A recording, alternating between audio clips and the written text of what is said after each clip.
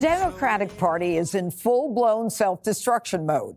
President Biden is taking the gloves off in his long-standing feud with Nancy Pelosi after she led the coup to push him off the ticket. So Joe is getting his sweet revenge by pushing a ban on her favorite hobby. I don't know how you look your constituents in the eye and know because the job they gave you an inside track to make more money. I think we should be changing the law that we have to, but we abide by at the federal level, that nobody in the Congress should be able to make money in the stock market while they're in the Congress. Nancy also has her mitts in another big Democrat dust-up. AOC just lost her bid to helm the powerful House Oversight Committee to a Pelosi-backed Congressman, Jerry Connolly of Virginia. Watch this. I ran the best race that I could, and I think to all of our folks at home that are watching, I just want to thank everyone so much for their support inside the caucus and outside, and I'm ready to move forward and protect our communities and fight for working people. The liberal media erupting over the optics of a 35-year-old losing to a 74-year-old. Those are the disruptive voices that I think the party needs to concede, retire, enjoy the rest of your life. What is about this? Let them be This leadership. gerontocracy seems like it's intractable. Pelosi whipped votes to make sure that Connolly got the oversight job over the young star in the party, even as the 84-year-old Pelosi is recovering from hip surgery after suffering a fall. It feels like a moment of genuine madness. You know, isn't it ironic, Jesse, that the media who bashed us for going after Joe Biden because of his age now all of a sudden is saying that Pelosi is too old and that Connolly is too old? I'm not an ageist, but she earned it. AOC earned it, Judge. She stopped primarying people out of spite. She was a great surrogate for Joe Biden. She was lying through her teeth the whole time, but she did the job as a good foot soldier. And she's been an understudy to Raskin. She's, paid her dues. And you're going to have Connolly be the face of oversight during the Trump era? Mm-hmm. You need someone sharp, someone who can stay on their toes and telegenic to be the face of the resistance.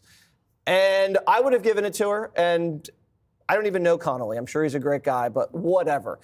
Joe Biden has not even called Nancy after she cracked her hip open. They haven't spoken since the coup. You'd think Joe would have gotten on the phone, hey, Nance, I'm sorry about your hip. Hope you feel better. Instead, he doesn't call her. He calls her a crook. Basically says, we're going to tie your hands so you can't get rich with Pauly P with your pillow talk anymore. But the most ironic thing is you can't have a job where you can profit from your service. Mm-hmm. Really, Joe? Right. Because that's exactly what his family did. You know what's amazing about this, Dana, is that Joe Biden has been in Washington for a half a century. And all of a sudden, he's worried about people like Pelosi having the inside track. The truth is that this is purely personal. This is his trying to take Pelosi down. And, maybe she deserves it. I mean, she's got stocks, 65% return on her stocks. Yeah, I mean, hello. Can we call your team a financial advisor? Yeah, my team's not at 65%. So Pelosi, this is interesting because she even defended the Hunter Biden pardon. Yep. When she was asked last week or the week before, do you support that? And she said, I support my president. Yes. So that is pretty interesting to me. She's saying, Joe, I'm trying to have an olive branch here, and that is not happening. In 2011 or 2012, Congress did pass a bipartisan bill to deal with the Stock Act thing. And so in some ways, it feels like Joe Biden is basically just decided to stomp on our head and rub his heel on our head. I do think it's interesting to watch Joe Biden's last days in office because he's doing very, very little, doing everything very, very safe. He's never once had to answer yet about the Hunter pardon. He went to Delaware yesterday. Yesterday was Tuesday. Christmas is next Tuesday. And you probably won't hear from him. But I just don't think he's going to be doing much at all. So anything that he's doing is very intentional. So he wanted to say that about Nancy Pelosi. It was about his legacy. He knew he wasn't going to get asked about the Hunter Biden pardon. On AOC, I think Nancy Pelosi got this one exactly right, read the room. She might have earned it. She's not ready. She's got to find her strong voice before she can be the head of oversight. Does she have a weak voice in the now? Trump era? Yes. Up talking is not going to work. You know, Jessica, I think part of this Nancy Pelosi thing is about AOC partnering up, I think it was in 2023 with Matt Gaetz to get a Stock Act passed. And so Pelosi wouldn't want AOC in that position. And Pelosi can control Connolly because she whipped the votes for him. AOC was willing to go along with Matt Gaetz to stop this corruption that's going on in Congress.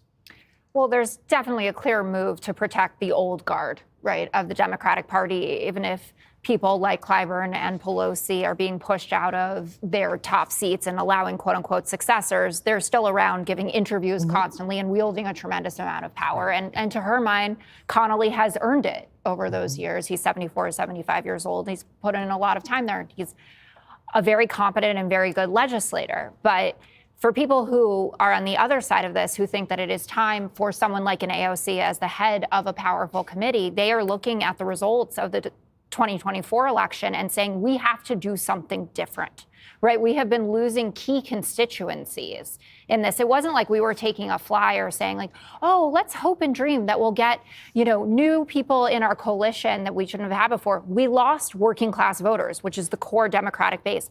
And AOC, if you watched her at the DNC, which we all did, gave one of the best speeches of that entire conference. And she was the one who nailed that tone. She's the one who can talk about going from being a bartender to being in Congress. And I found it really interesting that Pat Ryan, who's the Democratic congressman from the 18th here in New York, it's a bellwether district that he won by over 10 points. And he spoke on behalf of AOC. And he said, this is purely about my strong conviction that we must do two things. One, aggressively and strategically counter Trump. Two, we need to effing win. And AOC has the attitude of a winner. She will leave it all on the field. She is a great communicator. I think she has matured a lot in the last few years, certainly coming from, being a prime squad member to saying, I'm not going to primary people. I want to work with my coalition as much as I possibly can. And if you have people like Pat Ryan supporting her, I think that says something about what the next generation of Democrats are feeling. Okay, so Tyrus, do you think she's as fabulous as Jessica does? Unless the AOC is who I still think it is, right? Yes. The one who ran off Amazon, the one who bounced dances when she talks. How much legislation has she passed while she's been in the House? Yeah. How many laws? Zero. She shows up for more dances and dinners than actually does work. So, no, she is part of the squad. She is part of the biggest L. She's the reason for the mandate. So, no, she shouldn't be in charge of anything. You're not even doing what you need to do at home, but that's besides the point. We need to stop saying, like, Joe's getting revenge. No. This is about you. Nancy Pelosi and what she did to Joe, she took away his influence. She took away his family's ability to sell his influence. Whatever they got while he's in there is all they're going to have. Yeah. They're done. So this is, you took away my love. Oh, yeah. I'm going to take away what you love. Because, 65% return. Yep. She traded nearly $4 million in stocks with an estimated wealth of $250 million. That's just this year, Jesse. This is what drives me crazy about all these so-called politicians who serve the people. They all become millionaires. Even the socialist Bernie got 3 mansions. So, yeah, he's speaking it now. Where you been for 50 years, Joe? Like, they all do this. AOC is part of the problem. There's a reason why no one with any level head in their mind is going to give her more responsibility. She is, to quote the great Charles Barkley, terrible. Terrible. And that's why, in the end, we need term limits. Well, that Jerry Connolly is out. Okay. I'm fine with it. Yeah. Oh, Mitch, all of them. Get them all out. Click here to subscribe to the Fox News YouTube page to catch our hottest interviews and most compelling analysis. You won't get it anywhere else.